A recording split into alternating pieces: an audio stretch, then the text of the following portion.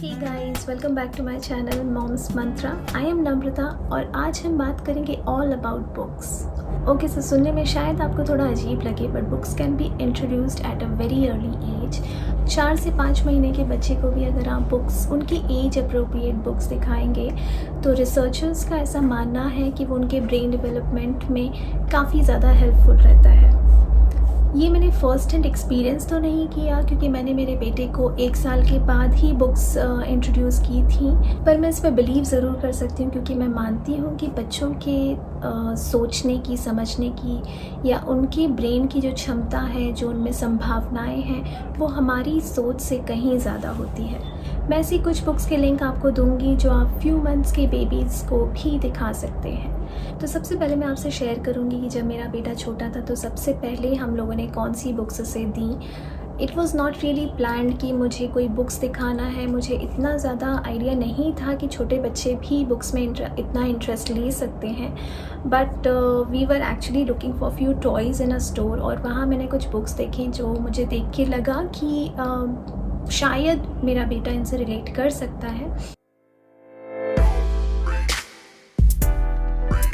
Books was this. ये एक board book है, इसमें वेजिटेबल्स के बारे में दिया हुआ है और हर एक पेज पे कुछ 2 वेजिटेबल इसमें दी हुई हैं। बहुत इजी टू कैरी है, मैं कहीं पर भी इसे ले जाती थी। तो इनिशियली वो ये बुक्स को बहुत अच्छे से रीड नहीं कर पाता था, बट उसे इसके पेजेस पलटना और मैं जैसे जैसे बताती थी वो उस वेजिटेबल की तरफ पॉइंट करता था। If I use to say where is fenugreek leaves, so he use to turn it to that page. उसको याद रहता था कि कौन से पेज पे है, so he was able to recognise the pictures although he was not able to read it. कुछ ऐसी और भी बुक्स थी मेरे बेटे के पास जो मैंने मेरी डोमेस्टिक हेल्प को दी थी। The next one his favourite was this book. It's an animal board book. तो ये उसे रिटर्न गिफ्ट में मिली थी और so he was able to recognise all these animals at around 1.5 years of age and I guess वो धीरे धीरे इनके नाम भी सीख गया था, नाम भी बोलने लगा था मेरे साथ। So this was his second book. The next one which we got for him was this big book. It was all in one.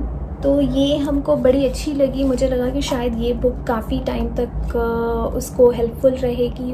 इसमें बहुत सारी चीज़ें हैं। इसमें अल्फ़ाबेट्स हैं, नंबर्स हैं, वर्णमाला है और बहुत सारी इंफॉर्मेशनल चीज़ें हैं। कैसे काउंटिंग करना है, कलर्स कैसे रिकग्नाइज करना है, शेप्स भी दिए हैं, एनिमल्स, बर्ड्स। आई मीन आप जो भी सोचो छोटे बच्चों को हम लोग सिखाने की कोशिश करते हैं वो सब कुछ इस बुक में दिया है। इस बुक को आप अराउंड 3 years और मे बी मोर यूज़ कर सकते हैं। बच्चे इसको बहुत इन्जॉय करते हैं। लास्ट में इसमें कुछ राइम्स भी दी हैं एट द बैक और 2 or 3 स्टोरीज़ भी हैं। तो ये बुक आप लोग ज़रूर से ज़रूर बाय करें। इसके अलावा मैंने उसके लिए कुछ अलग से बुक्स, एक्टिविटी बुक्स या कुछ और परचेज़ नहीं किया क्योंकि इसके स्कूल में इनफ मटेरियल मिलता था जिसमें वो ट्रेसिंग, कलरिंग और बहुत कुछ सीख रहा था। फोनिक्स, राइम्स, एक्टिविटी बुक्स, ये सारी उसके स्कूल से ही प्रोवाइड की जाती थी। स्टोरी बुक्स जो थी उसके स्कूल की लाइब्रेरी में भी अवेलेबल थी तो मैं वहाँ से भी लेती थी। ज़्यादातर लोग लाइब्रेरी फैसिलिटी अवेल नहीं करते हैं, जो कि हमें ज़रूर करना चाहिए। आजकल सारे स्कूल्स में ये फैसिलिटी होती है, तो आप प्लीज़ पता कीजिए और बुक्स के साथ अपने बच्चे का एक रिलेशन बनाने की कोशिश ज़रूर करें।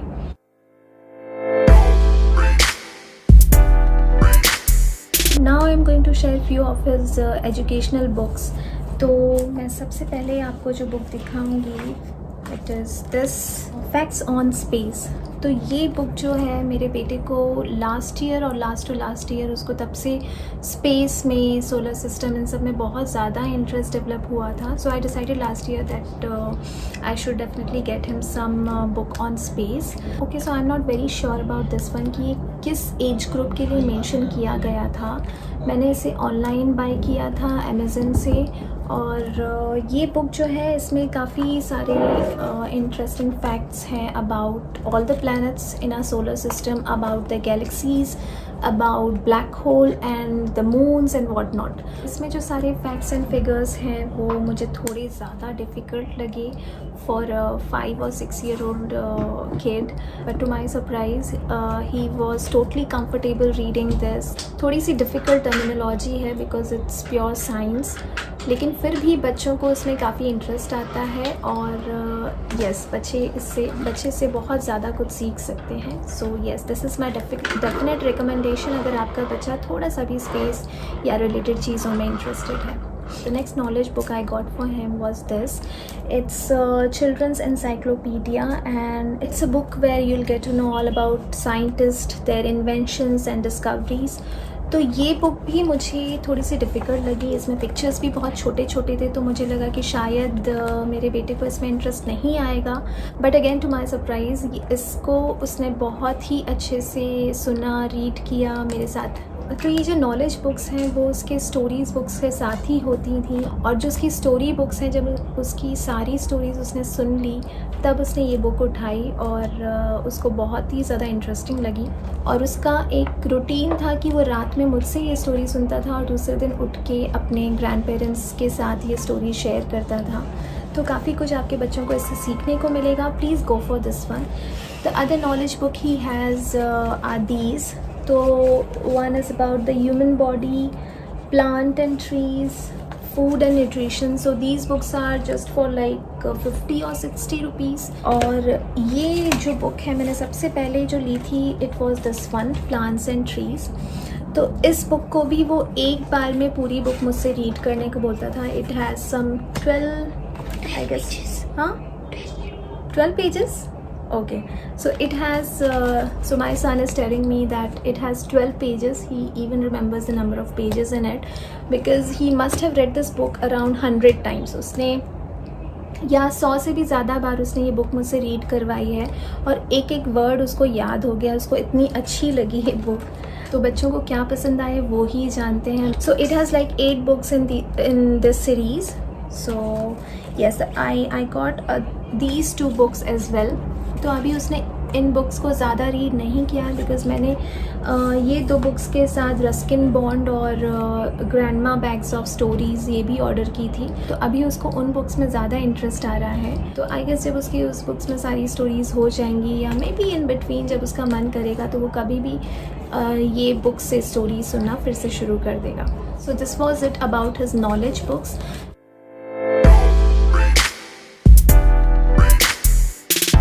जब छोटा था तो मैं उसे अपने मन से ही कुछ स्टोरी सुनाती थी जो भी मैंने मेरे ग्रैंड पेरेंट्स से या पेरेंट्स से सुनी थी, तो वो उन्हें बहुत इन्जॉय करता था। और धीरे धीरे मेरी जो स्टोरीज़ थी वो सारी ख़त्म हो चुकी थी।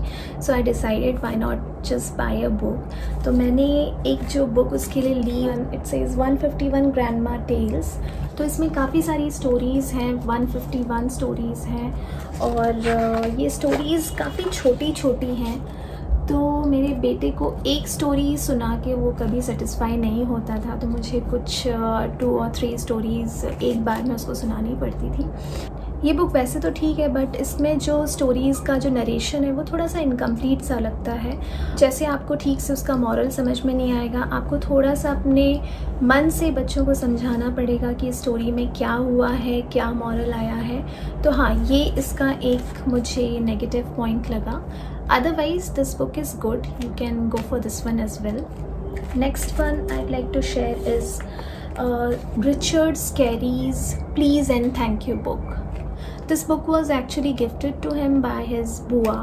तो उसके 3rd बर्थडे पे उसको ये गिफ्ट मिली थी ये बुक। और अभी भी इस बुक के जो चैप्टर्स हैं, जो स्टोरीज़ हैं, वो अभी भी मेरा बेटा उन्हें सुनता है, अपने से भी रीड करने का ट्राई करता है। तो इसमें जो लैंग्वेज है वो भी बहुत सिंपल, बहुत इजी है।